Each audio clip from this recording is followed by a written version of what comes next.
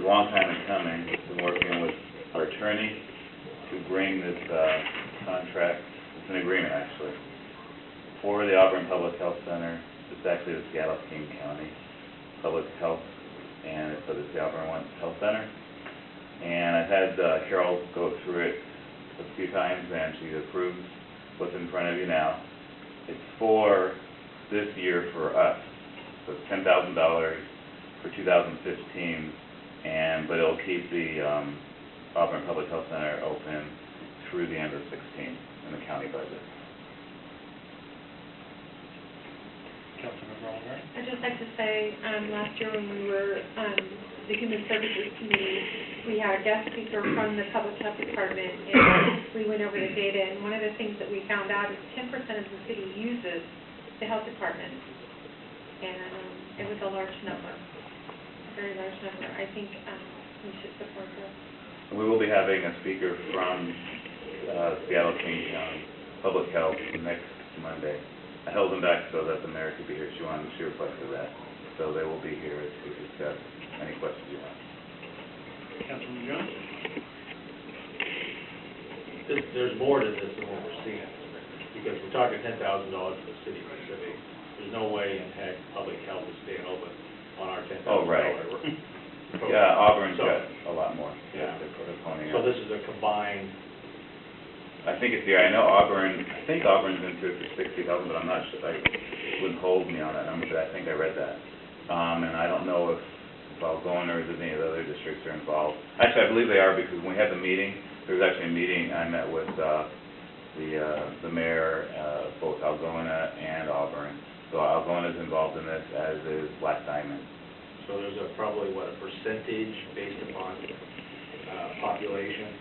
I think that, and they gave a number that needs to be covered to keep it open.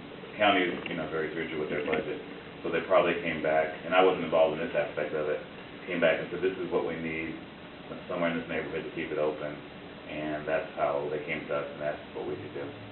So I know Auburn picked up the lion's share of it. That part I do know, and I can get those numbers, so I'm pretty sure the person coming next week will have that with him. So it's just additional information provided to the public in the open forum, so they understand it. We're just not giving $10,000 without any additional share from other cities trying to help fund. Councilman Gay. I think if you look at it, it covers 2 years of services, and, for a population that's approaching 7,000, it's $15 per person to get coverage for 2 years. And if we just look at it from the perspective of our total population, it's $1.50 per person to make sure that we have something available for lower income people, and I think it's money well spent. And we supported the resolution to keep it open back last year, so I think it's time that we put our money where our mouth is. This is budgeted, I'm assuming, or we'll put it in the budget. We do have the money. Other questions? Council pleasure? Moving forward. And I will get your questions answered, Councilmember Jones. Okay, approval of 2015 first quarter financial reports. Trying to be aggressive so we actually get it done within the month after the quarter. And I just want to know if there are any questions, anybody. I know it's a lot of information. I tried to simplify it so you just have the basic totals for the first quarter as far as, the trends and cash flow and that kind of thing. But are there any questions? And before you ask me if you do have any, I want you to know I'm still reviewing them. I have found another change that will come through during the week, and it's a good change because it actually reduces the amount we dropped because of numbers from 14 to 15. So, and I'll explain that. I have the information ready, but I thought I would explain it next week when you've had time to look over it. But it doesn't change anything but general fund and streets, and it's a good change to add revenue. So we're actually in a healthier position than I thought we were at first. And Finance Committee meets tomorrow to review. Yes, we'll be going over that too. Vic, are you still available tomorrow? Okay, because Katie's sick, I don't know if she'll be able to make it this week. So were there any questions anybody had? Questions from council?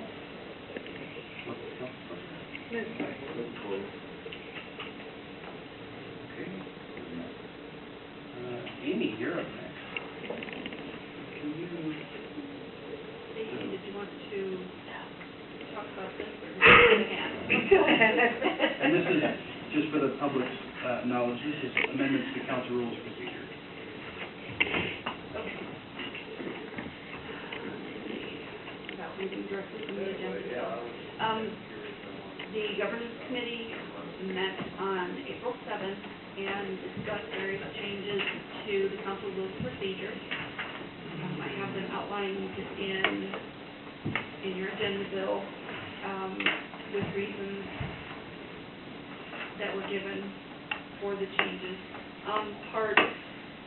Let's see, item number 1, you have a partial sentence on your agenda bill. I'm not sure what I meant to say, but the complete thought is already above it, so we'll just go with that.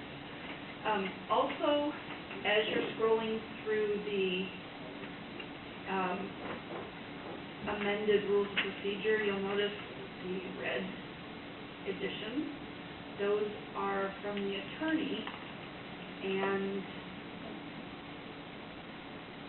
she is looking for clarification on some things. So even though the committee came forth with a few changes, the attorney sees some other things that need to change. I'm seeking direction on what we should do with this. Well- Or? Well, in section A, voting, she's asking whether the rules allow a council member to abstain from voting. That's covered later on. And as you scroll down, I didn't edit anything that she sent because I wanted you to see it as she sent it. But as you scroll down and it talks about abstaining from voting, she notes that, disregard my previous question about, I think she does that twice. She didn't bill us to go back and delete her comment. So is this the packet that we have in here, or the section, this is the complete rules, so if we have other things that we'd like to change, we can bring back for discussion? Is that right, or did you just put in a separate change? They're the complete rules. The strikeouts are what was already there, and then my additions, or the committee's additions, are added and underlined, and then the attorney's comments are in red. So do we want to change the things that she put in here, or bring it back to governance committee for discussion?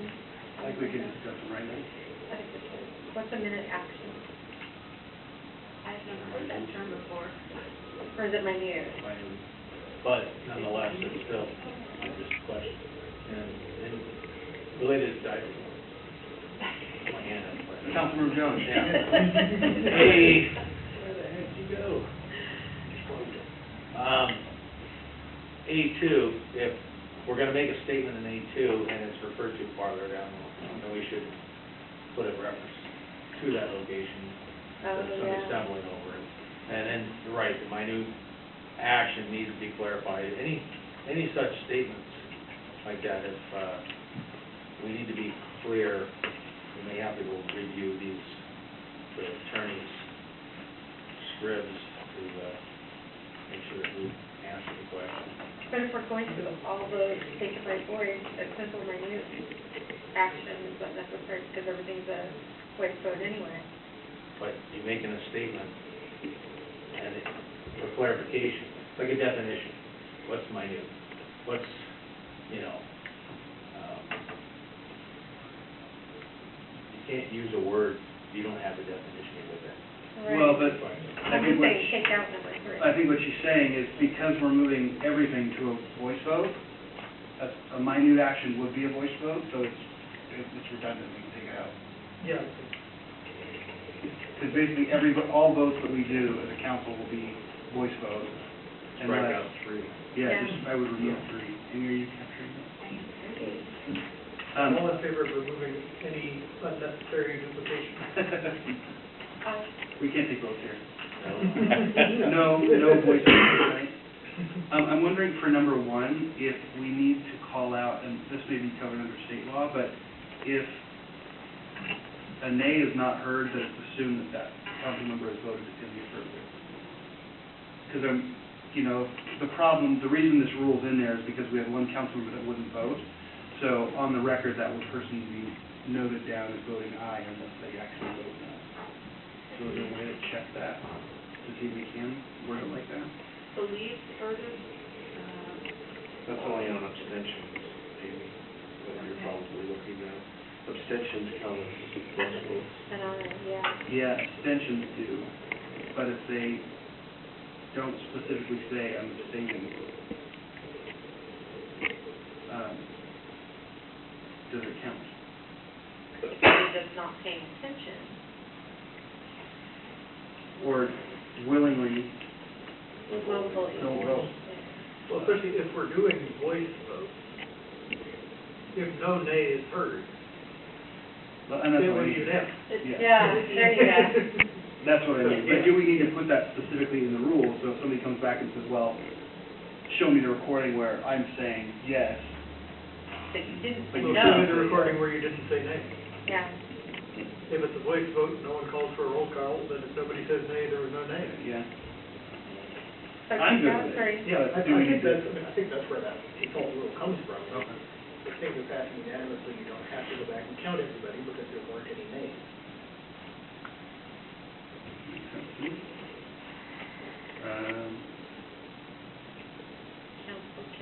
Council committee, Yeah, I'm at number the 4. kind of reviewing these, so we're striking out public safety buildings because we're getting in here now. Right. Or wherever the committee designates, there's no one. The- Committees in general are allowed to meet where they say they're going to meet, so that was the only one that had a specified location. And that was In over there definition. because, So that was back when, yeah. And claims committee is being removed. Yeah. No longer needing it. yeah. Question related to 4, why is Public Safety Committee and Human Services Committee in the same? I think that just needs to be a character turn. That's another bullet point. it needs to be very true. And then, item 6,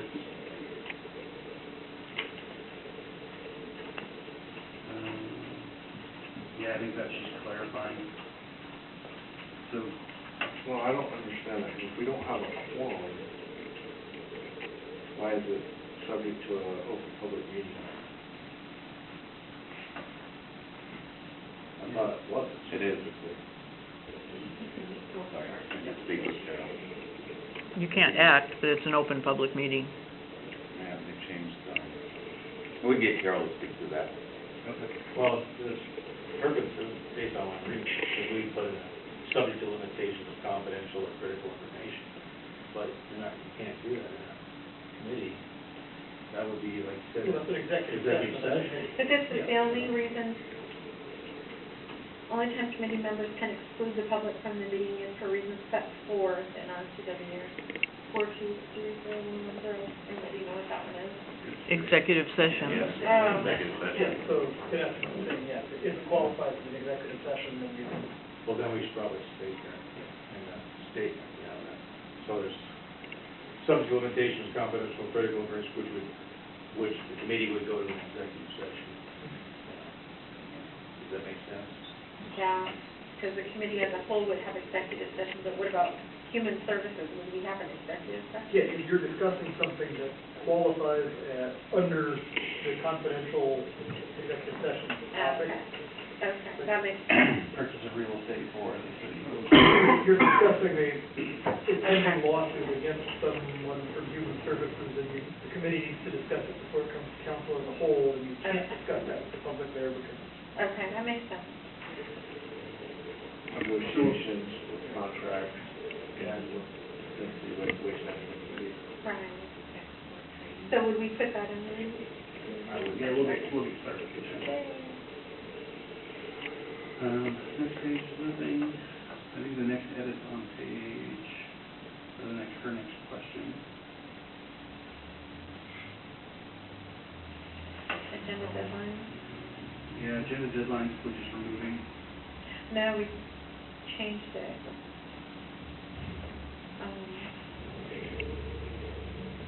was changed the agenda. It was 48 hours. How did we do that? The agenda is put out on Friday. Right. And previously, the deadline was 5 p.m. on the Wednesday before the agenda goes out. But it was making for some serious crunch time for the attorney as well as for myself. And in the middle of March, the deadline was changed to 10 days preceding the meeting so that everything can be reviewed in a timely manner by the attorney. This is for workshops Agenda. including? Yes. Yes. That's for things that are in the packet. You can still, council can still add things Right. at the last minute or at the meeting, it won't make the packet. So the meeting's on the 27th, let's say the workshop's on the 20th. The agenda bill items are due the 10th, 10 days. That's, I'm, Actually, it's working really well. Yeah. We're doing it currently.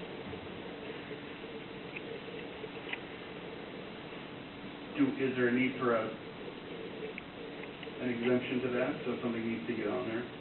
Well, we already have that. We have an This is just for advanced agenda items. We could still add agenda You items. can add it. Well, but I'm thinking if somebody- Discussion, but I don't think it can be moved forward for action at the next meeting. Well, I'm thinking if somebody comes to Amy on Thursday before the meeting and says, I'd like to get this in the packet, because I want to be able to read it over the weekend versus us getting a handout on the desk, I would like to have it in the packet versus just a handout. I will say that, your item H was exactly that item. On tonight's agenda, it was the purchasing policies regarding applications be added to the Surface tablet. Okay. And it was brought to me, it was run through Carol and included, and that's why it's at the very end. Okay. So do we need to have something that in the rules to be able to do that? I'm not a stickler for the rules, but I just want to make sure that we're following the rules. Richard? Well, I did speak with the mayor, and she said she did want council to understand how we're doing it now, because when you asked me to bring it forward on Friday after our Thursday night committee meeting, she sent me back a response that was like, are you not applicable to these rules? And I said, the councilman or president isn't, so I guess in a way, yes. But she said, we need to talk with them just so they understand why we're doing this. Because as Amy said, it was making for a lot of problems that when we come down to Friday and the attorney said, I can't sign these forms because I haven't enough time to look at them. And so a lot of things were getting pushed out, and it made for a lot of headaches for staff, for the mayor. And so we took the extra Monday we had, when we had a fifth Monday, to start this procedure. And like Amy said, it seems to be working really well. And if we need to put something on, we have the time to do it now because nothing else is being crunched in there. So it also helps in that way. And this does give items submitted after the deadline may not appear in the printed council packet and should be distributed in person at the meeting. Yeah, and there are some like that, like today when I talked to Councilmember Walker about adding something or about the RFP, but mostly we're going to have those things on the agenda because Amy still doesn't print it out and put it on the website until Friday, right? Yeah. So that part is still the same. No, fair enough. That's what we're getting. My understanding was the 10-day deadline was more designed around staff getting the stuff that they needed to put on the agenda done in a timely manner, because they're the ones that are typically writing the stuff that needs to be reviewed for form.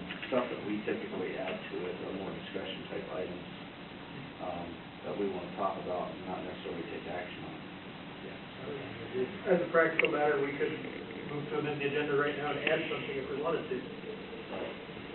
So it's council's meeting, council can add anything that the rules say can't, we just have to agree to do it.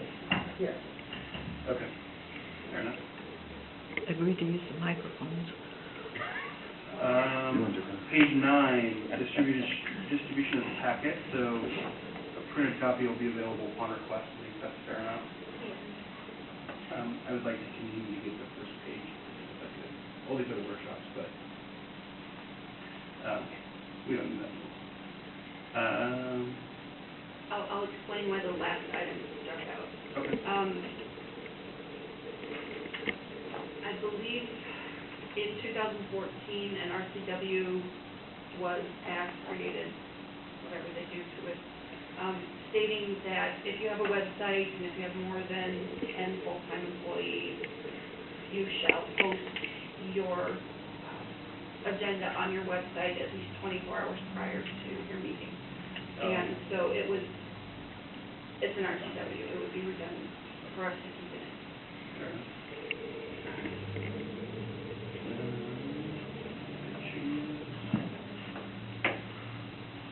So, yeah, page 11, we've got just the order, unfinished business, is renamed to old business, fair enough. And ordinances and resolutions have been, I put them in based on, you know, who's presenting and the time frame. You know, larger items like tonight's comp plan discussion went at the top because it was a big time. And this is this is a meeting agenda, not the workshop agenda. So did we mean to strike ordinances, resolutions, and replace it with consent agenda? Or should that be should consent agenda come after resolution and ordinance? This was my suggestion at the committee meeting, because we're not doing a separate section for ordinances and resolutions. I mean, we can if that's how you'd like to do it, but we've been putting them under old business Oh, okay. Yeah, I thought rather we than wanted a to, separate section. Fair enough. we wanted to separate from old business.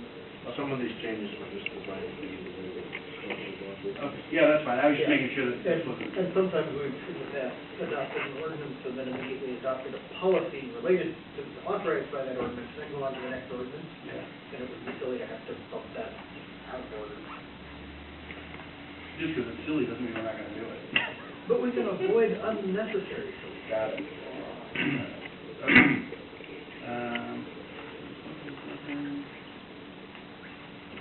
The next edits are on page 14.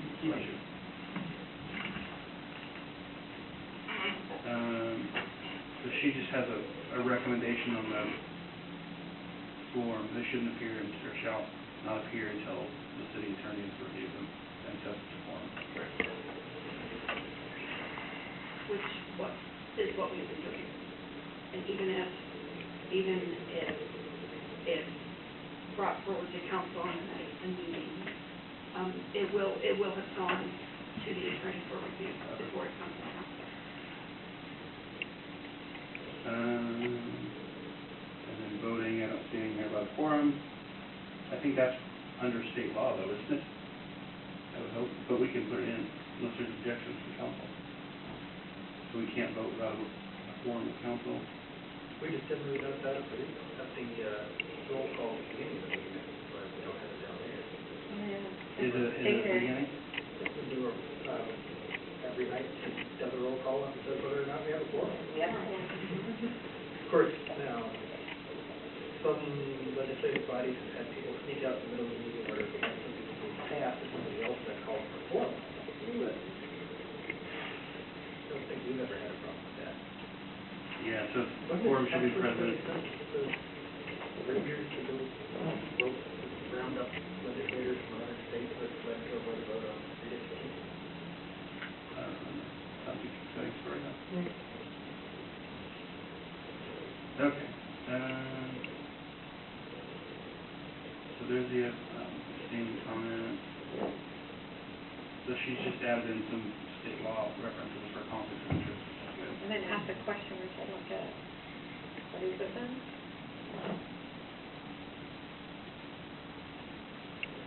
She's wondering if it's not an absentation. Yeah. An abstention, what is it? It's No, a yes, recusal. It's a recusal, and a recusal Which is is, different, right? you're removed from the quorum. So it can't be considered a yes or a no. Right. You're When you're I'm recused. surprised she doesn't know that. Yeah, can we just make sure that that's right? Yeah. We're just making stuff up as we We, go along. yeah, I want to make I sure. mean, that's why there's two different terms. One's recusing because there's conflict, and one is an abstention because you just don't want to vote for one reason or another. And an abstention, we say, is a yes vote, where a recusal is you're not required to participate at all. Yeah. Yeah, we'll ask Carol about that, but she's asking the question. Well, you're also not included in the council. Right, you're not part of the vote. You're not part of the. You're actually supposed to leave the room at the time of the vote. Yeah.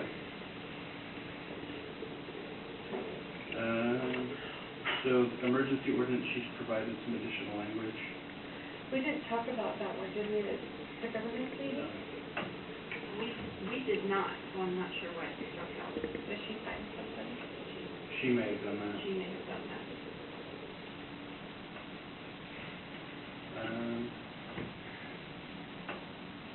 So she's got notes for G as well. Check it. Any other questions on that? Any concerns? That's pretty standard.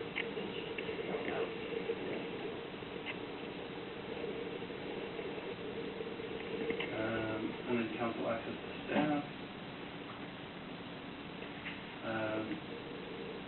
She's recommending we add before city attorney to ask for paralegal opinions for any member of the council. First request shall be approved by a majority of the council members. I think that's fair. I'm a little bit at odds with that because technically the attorney works for council, and I think that the council president should have direct access to the attorney. He is person. I think that in the past, there was a lot of people, Individual council members would, but the Right. council president should have direct access to the city attorney. So council members would come to the council president, who would then pass them on, or to the We'll mayor. decide whether it's something that he thinks, there's a screening process. I'm wondering if she's drawing a distinction there between asking questions and formulating a legal opinion. Is she in that referring to a legal opinion as a more formal, more time-consuming thing, that she's not going to do a formal legal opinion, so we shouldn't ask for whether the majority of council wants it? Versus For just a clarification question. from her, it's whether that's Yeah, the she did distinction that. she's making. I know when we had questions about the garbage contract, she wouldn't even look at anything we sent her. I was doing it more as a heads up, and if there's anything that she could give us advice on and what we should change, she wouldn't do it until we had a majority of the council, which held us up from being able to get something. And all we wanted was, do you see any concerns? And if she works for the council, and I guess my process should have been, I should have came to the council president at the time and said, hey, which I thought I did, but I want the attorney to take a look at this and see if there's anything we need to be, we should look at changing or adding or deleting, and she wouldn't do it until we had a quorum, and the majority vote of the council. And I think that if we're gonna continue to operate where the city attorney is hired by the council, therefore operating for the city through the council, then the city, or the council president should have direct access to the attorney. Richard, you look like you had something to say. Yes, I've spoken with Carol about this, and what her view, as far as I can tell, is that she actually is hired by the mayor and approved by council, and she answers to the mayor and the council also, but she does need approval of the council to look at anything. And so it wasn't just your committee, but it's any committee, because I've spoken with her and Sophia about that. And they need council direction.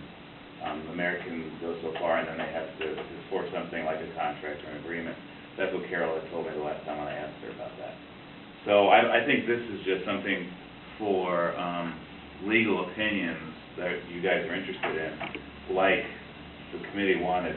And I think, knowing Carol, this is what she's used to doing. Now, as far as legality, I'll ask her if there's any RCW that says this is how that has to work, or or it's just personal preference. Right. I really want to find that out. Councilor Gay? Yeah, my understanding of, typically the mayor hires everyone in staff, but we changed that as a council and chose not to change it back, and we kept it the way it is when we hired the current attorney. And so actually, the attorney was hired by council, not by the mayor. That's true. That hasn't changed. That has not changed. I'm just saying, I'm not sure she sees it that way, but I can tell her that. Right, she needs to understand that Right. process. And so So I'm kind of confused because this information here that she's given her legal opinion on, if governance committee, it didn't come to council, to ask for the attorney to approve it, Right. but she gave her legal opinion, so I'm really confused on this process now. This is Carol, I have to say, she's very free with, I send her an ordinance on budget amendment, right? She knows nothing about finance, but she knows the literature, the language of it, so she corrected a few things, which is fine, but that's what she does. She looks at it as her responsibility to make sure it reads properly, and I think when we gave her this, she just, like many other things we give her, she'll go on a step further and say, okay, this needs to be corrected because it's not consistent, or for whatever reason. And so I think perhaps it's good, maybe we should have her come to the meeting next week. And explain it. And, well, not only that, but, because we never have her give her a report, so it might be a time, because she's kind of like one of staff, and we all give our reports. And I've talked with the mayor about this, that maybe once a month, she could come in and just, even if we have nothing on the agenda at that time, she could discuss questions you might have for her as a group. Like, because I see a lot of these coming up, especially with the changes and all the corrections we're doing to the code, right? Yeah, if we are only able to vote as a council on whether or not something goes in front of the city attorney, that's twice a month we get to vote. Right.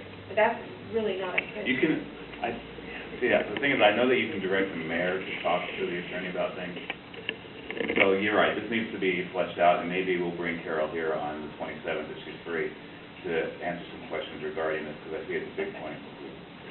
Councilman Jones? Well, prior, when we had a lot of issues surrounding the city, we did at that time direct information from the council go to the president, and the president direct that singular, the city attorney.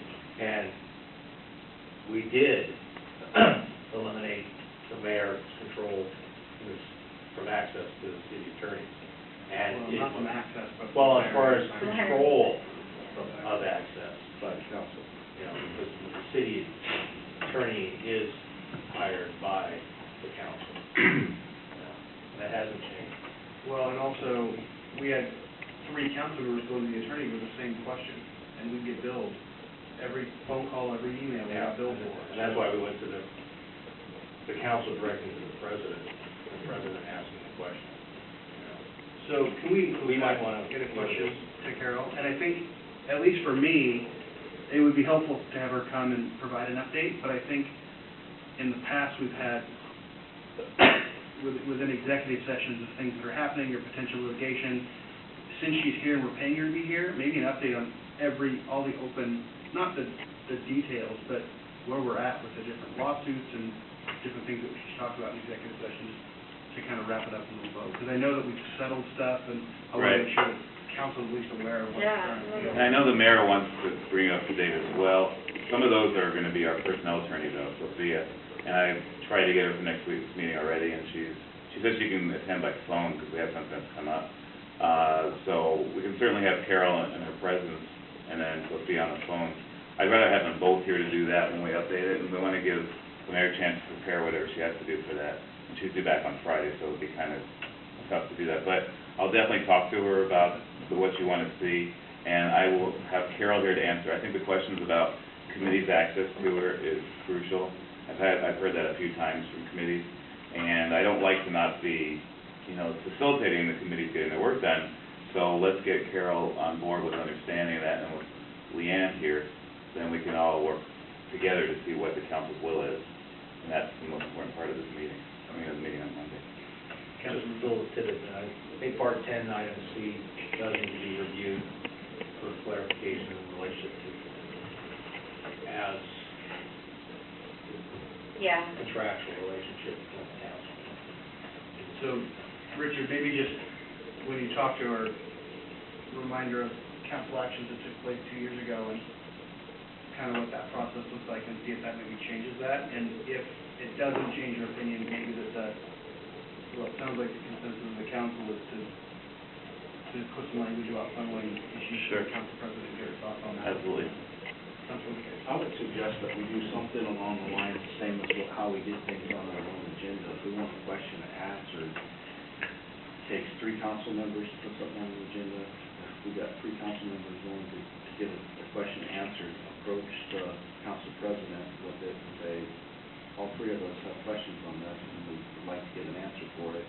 typically the council president will agree, which we gave you before.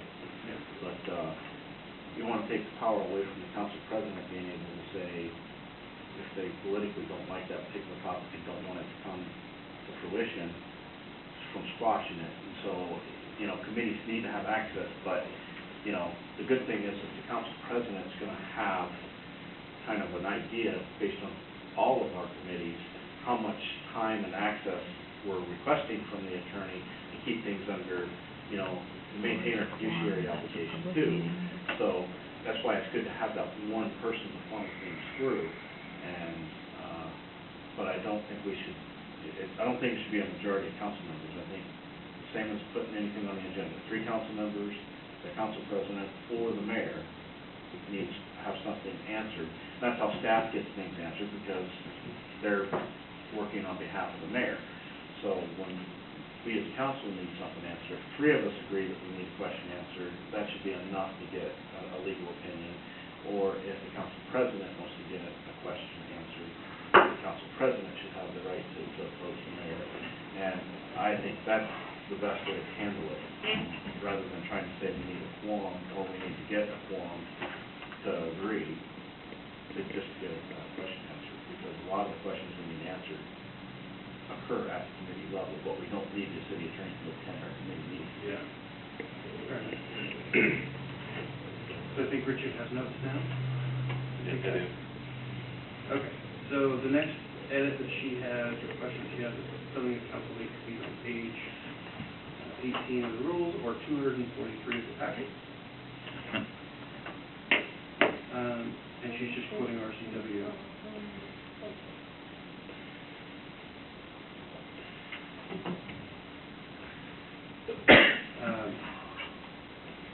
Yeah, that sounds like it's just clarification. Any questions on that addition? Citing of RCWs? Or what is that? I think anytime we can be more specific with the language, we should. Yeah.